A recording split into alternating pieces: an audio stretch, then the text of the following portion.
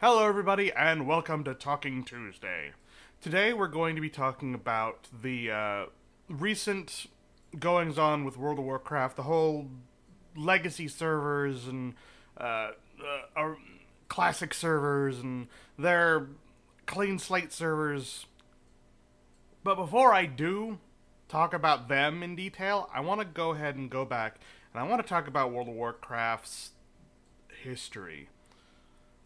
I'm not an expert in the history of MMOs, but I know that there were MMOs before World of Warcraft, but they weren't anything like World of Warcraft. I mean, maybe EverQuest a little bit, but not really.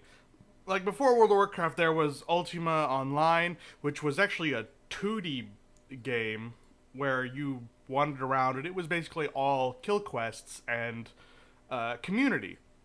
That's really all it was. I mean, I'm sure there must have been dungeons, but it wasn't set up in a way that focused on the world itself. It was more about the community, the fact that there were so many people playing the same game. That was the whole thing about Ultima Online. At least from what I've heard about it and what I've seen, that about sums the game up. Is it's an RPG in the sense that there are quests and monsters and probably dungeons, but the main hook of it is the fact that, oh my god, there's so many people on the same game at once. And that begat games like EverQuest, and I've heard that there are other smaller MMOs that it existed, like tried their hat in, and I mean, all I know about is EverQuest. And I've only played a few hours of EverQuest myself because I was curious. Just enough to get out of the tutorial, really. Just like maybe 4 or 5 hours. But, it really seems like the kind of thing where you create your character and the kinds of things you can be in EverQuest are kind of amazing. I went into the game and I'm like, oh my god, you could be this, you could be this, you can be a frog man. I want to be a frog man.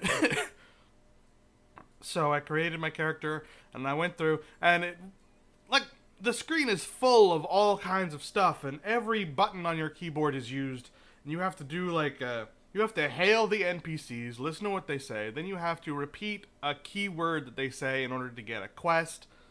So there's sort of a way to talk to the NPCs, I guess. I mean, that's not really conversation, but you have to do that in order to get a quest for any NPC that has a quest. And then you have to go out and the quests are basically kill that, gather these, escort me to A to B, except not really because the NPCs don't move. You go to the place and then the NPC will appear. So it's not really an escort quest. It's just meet me at a place. So I know that there is a massive world for EverQuest, but the quests don't seem to utilize it at all. It just seems to be a massive world filled with enemies of a massive variety of levels in the same area. Like you could go to a place and there's a level 2 and a level 10 right next to each other and you just kind of have to figure out a way to not aggro the level 10 while you're off fighting the level 2. And from what I've heard from stories about EverQuest, it really seems like, again, the main focus was the community. The fact that there were people that you could connect with playing this game in this world that you could live in, and the quests weren't really the thing. It was more your personal agenda. There were things in the game that could take you days to accomplish, not because of a quest, but because you wanted a thing. I haven't reached that point myself, so I don't know what it is they're talking about. So far, all I've seen are really crappy quests. But I'm sure if I were to play the game to max level, there would be things that I wanted to do. Legends to seek out or something. I don't know. But it doesn't seem like the kind of thing that I personally would be that into. Like, it's fine. other than the quests. But there's no like overarching story. World of Warcraft, when it came out, it was sort of a black sheep of the MMO genre. It was story based. I don't know who originally said it, but I heard it from Jim from the Jimquisition, and it describes it perfectly.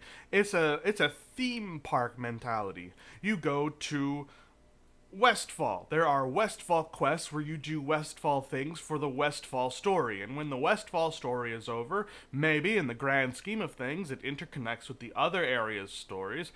But there are places where it's just, oh, that area's story. That's what's going on over there. Over there, something completely different is going on. And you need to do similar types of quests to fulfill a completely different story because different things are going on in the world. And it fits together in a way that makes you feel like the world is alive because things are happening in other places that can potentially change the area. Not physically, you can't see the world change, not in classic WoW anyway, but you got the sense that you were making a difference. You would complete a quest, and it's like, oh, gather me some meat for meat pies. And it's like, oh, but then that leads you. It's like, when you're done with the quest, it goes, oh, go to Sentinel Hill. I'm sure the commander there would love to talk to you. Go to the commander. You need to thwart this rebel faction that's trying to take over Sentinel Hill so that they can build up an army to attack the capital. And you're like, oh my god! And then in the end, the rebels are actually attacking the base, and it's like, holy crap! You need to get out of here! Evacuate! Evacuate! So, World of Warcraft is sort of a theme park mentality. There are things going on in a specific area. And that was sort of not usual. Not for MMOs at the time. As I've described, Ultima was more about the community, and EverQuest was more about the large-scale things you could do with a large amount of people, and the legends that you could find truth behind and get these cool stuff. But it was also mixed in with community. It was World of Warcraft that mostly had its own story. There were community aspects to it, obviously. There were guilds, there were dungeons, there were 40-man raids, there were PvP PvP landscapes. In classic World of Warcraft, the Arathi Highlands wasn't just this little area. The whole Arathi Highlands was basically one big, massive place that you fought at, sort of in a Winter Grasp sort of thing. I mean, sort of. You didn't get in tanks or anything like you do in Winter Grasp, but you fought in a large area. An entire section on the map you could see on the world map was just for fighting the opposite faction. That had to come to an end because eventually it just became too chaotic and too hectic, and they created the Arathi Highlands battleground. But for classic WoW, originally that was what that was for. And it was pretty darn cool. Not that I ever saw anything about it, but people made jokes about it all the time, and people had their own war stories that I'd heard.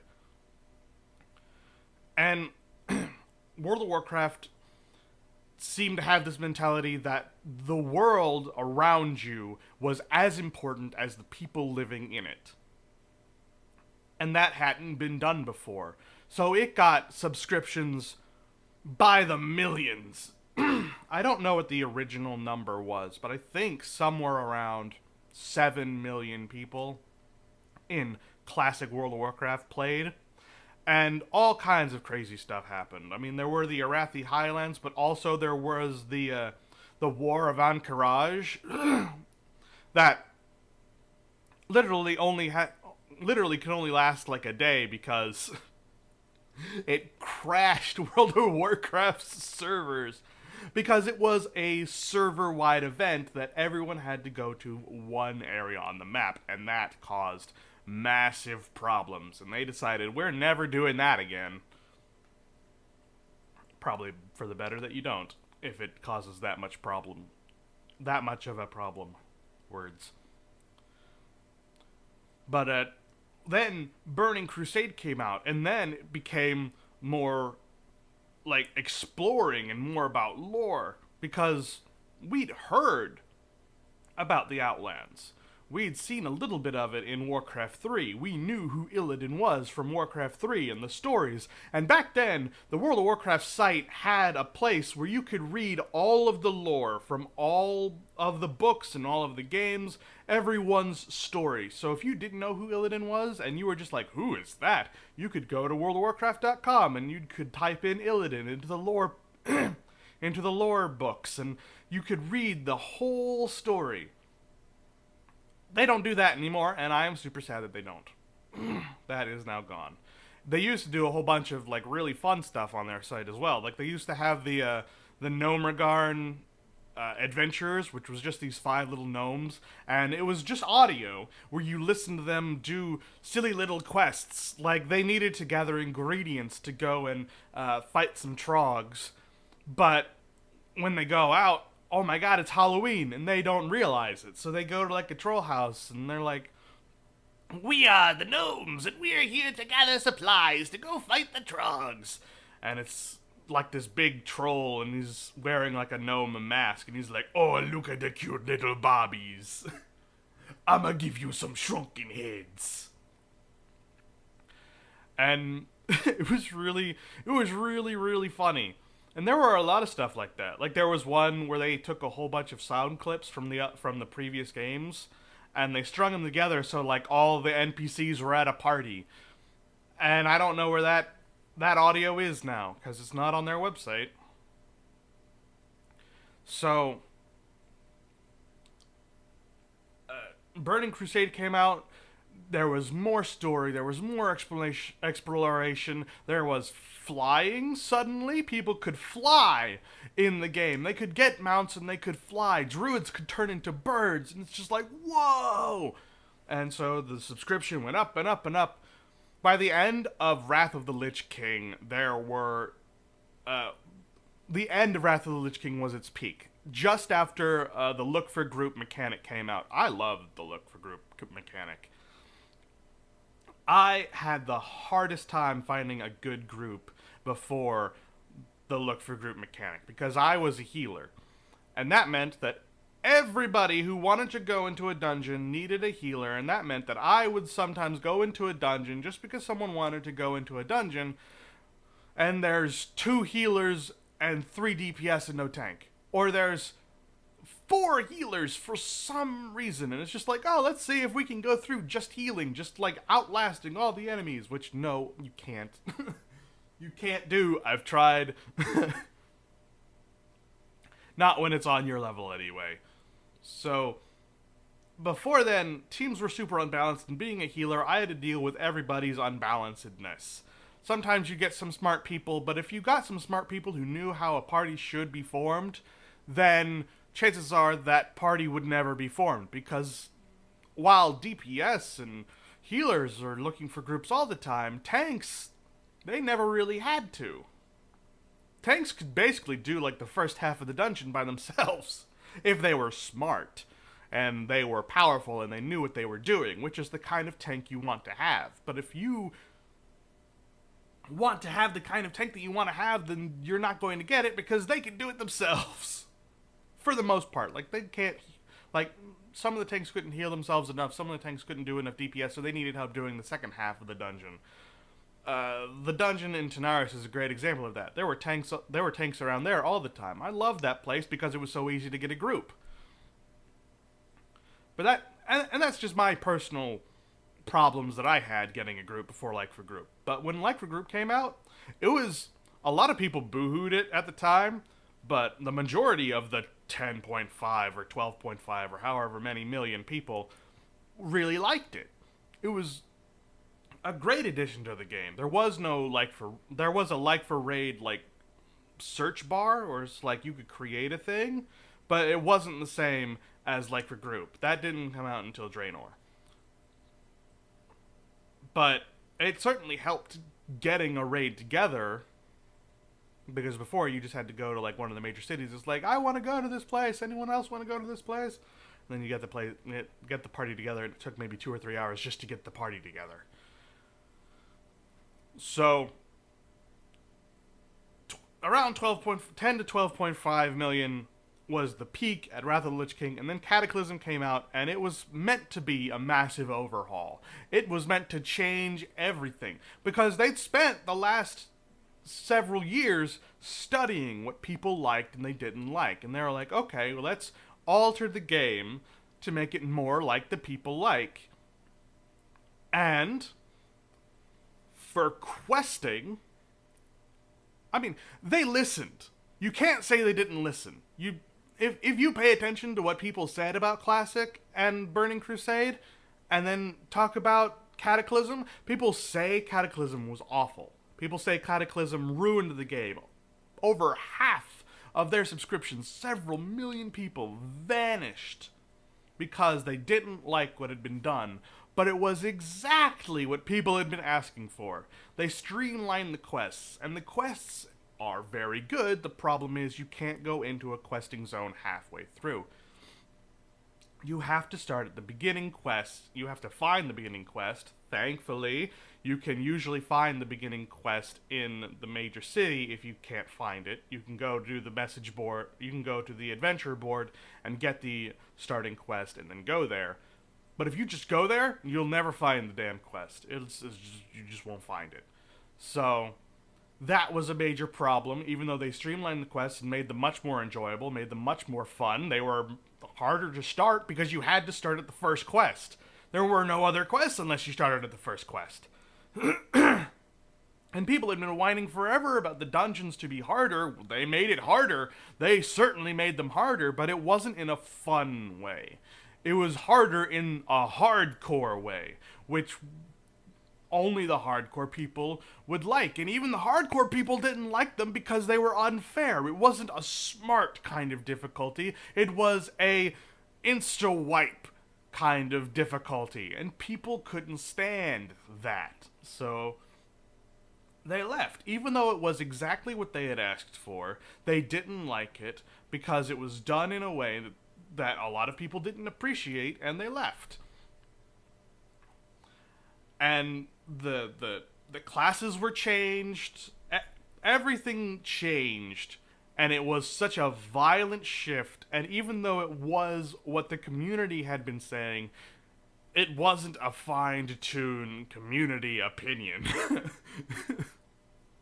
Like, a lot of people didn't like that you had to go to a trainer. Well, now you don't have to go to the trainer. But now the trainer served no purpose other than to, like, reset your class specialization. So, I mean, they're just there. And you just got abilities by leveling up. Which, I mean, is fine. It just sort of takes a little bit out of the game for me. And so they're like, oh crap, we just cut our subscriber base in half by listening to them. Let's do something fun. Cataclysm was about the story. It was about being hardcore. It was about giving the people what they wanted, and they didn't want it. So let's just do something fun. Let's do something we want to do. Out comes Mists of Pandaria. Mists of Pandaria would have been fine if not for the bad timing, because Kung Fu Panda had come out not too long ago, and Kung Fu Panda 2 was being talked about, and then out comes Mists of Pandaria, which is about Kung Fu fighting pandas. And it's just, whoops, that's some bad timing. Because Kung Fu Panda is that ultimate don't judge a book by its cover movie, where it looks and sounds god-awful. Jack Black as a panda. Ew. And then you see the trailers, and it's just, awkward comedy. But the movie is great. It just looks so bad. And Miss Pandaria was much the same way. Because of Kung Fu Panda, it looked like a sellout. It looked really bad. And a bunch of people had that tainted opinion all the way through it. Oh, this is just more Cataclysm with a bad, tasteless overtone of pandas and Kung Fu, blah. Jack Black poops all over it. But I mean, going back and playing it now, it's really fun, guys. There is so much fun to be had in the Mists of Pandaria area. And then Warlords of Draenor was, again, trying to give the people what they wanted. People had been complaining now that Mists of Pandaria had nothing to do with the story. It had nothing to do with the lore. Well, I mean, shit, dude. Cataclysm was all about the lore, and you hated that. Well, shit. Let's go back to an older time when people really liked our stuff. Let's go to Warcraft 2 and Warcraft 3 when we were just starting to bud, when people came to us in droves because of the things we had to offer. Let's do Warlords of Draenor, where it has tons of orc mythology, tons of Draenei stuff, tons of big monsters that are killable and fun to fight. Let's have a garrison. Let's have something for your character. You've done all this other stuff, time to get some recognition, and I love that. And the mass majority of people were like, this is dumb. This is a casual grind, like social media game that you've set up for us. I hate it. And they're like, oh god, we had so many plans. The whole second half of our expansion was going to be about that. And people hate it. Oh god. So it took them 6 months. It took them more than that to just sort of skip everything that they wanted to do with the garrison. And the garrison remained half finished and half baked because people hated it, like right out the bat. And like didn't want to see any new stuff for the garrison. They just didn't. And so they're like, oh crap, drop it immediately, move on to the next thing. And so we got to the demons coming back. We got to the end game content even sooner. The end game content was even more powerful than it was going to be, and it became this massive step up. Like there's a massive difference between level 99, level 100, and then level 100 with even the basic Tanan jungle gear. It's like giant leaps. And then from the top stair, it's sort of a small inclining plane upwards. And now we have to wait basically a full year of no new content for the next expansion. But the next expansion is looking actually really, really good. And I don't know why that is, because it actually just looks like, okay, the fans have been asking for all this other stuff for forever. Every time we've listened to our community, they have given us bad ideas. But this time, maybe the community has a good idea, so we're gonna go with it and see if it's what they want. So now, World of Warcraft is laying steady at around 5.5, at least from the last time I've seen it, and actually some people are starting to come back, but they're not reporting their subscription count anymore. But now some people are starting to come back because Legion looks so good. And now, because the expansion's not the problem, the new stuff they're adding in doesn't look like it's going to be a problem. People are like, well, now we want to go back and live our nostalgia days back in Classic, where you were unique and you did your own thing, but there were shades of difficulty, shades of hardcore to it that weren't Cataclysm hardcore, but normal sort of early MMO sort of hardness. And they're like, you've got to be kidding me. We're working so hard to give you what you want, and you could just find anything to complain about, can't you? And yeah, of course we can. So, people have been making legacy servers, and Astralius was the biggest one with over 1 million people in it. After Blizzard said, we're not going to make it. We're trying to make Legion here. Look, you don't want Classic. You want the things that you've said you've wanted. You already said what you wanted. That's what we're building. But that seen as being incredibly rude And it is. The way he said it, you don't want that. You think you want that, but you don't want that. He's not entirely in the wrong to say that. Cataclysm was a massive example of you think you want that, but you don't want that. But it's still really rude to say.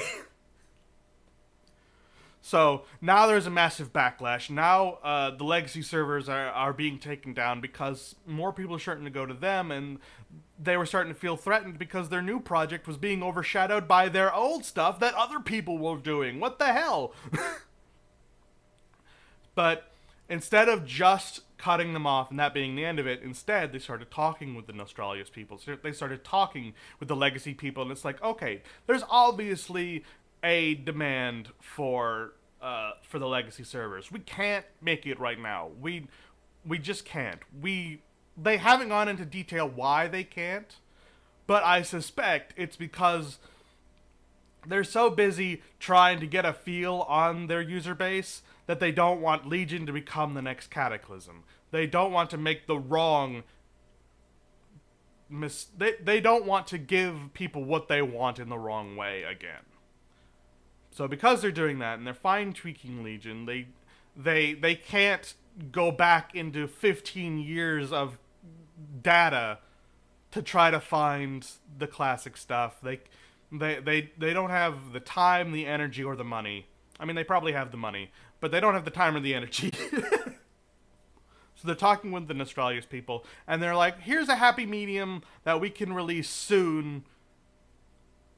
If that works out, we'll do more with that. If it doesn't work out, we'll keep talking with the Nostralius people, and hopefully we'll get what you want soon. That's what I feel like happened. And that's what I feel like is happening now. They're trying, but they don't want Legion to be the next Cataclysm, because they're already still at 5.5 million, which is still a lot of people. I mean, people have talked about it before, but the other MMOs that exist don't even get close. The only one that gets close, and actually I think might have beaten it now, is Final Fantasy XIV. But that is probably the best Final Fantasy game that has come out in the last 10 years, so I can't count that. Which is just sad. So that's what I think is going on, and I totally hope that it succeeds. I hope Legion is good. I hope they do eventually let out legacy servers, because I'll drop the World of Warcraft thing that I have going to create a character there and just show off the old world, because right now there's a massive gap in their lore because Cataclysm took over Classic. So I definitely would do that. I hope they do, but I'm not super impatient about it. I hope they do it eventually. I hope that they do it when Legion gets stale. Then they do it. And then, oh my god, twice the MMO. So that's Talking Tuesday. I hope that was, if not entertaining, informative. And I hope if not informative, then entertaining. I will see you guys tomorrow.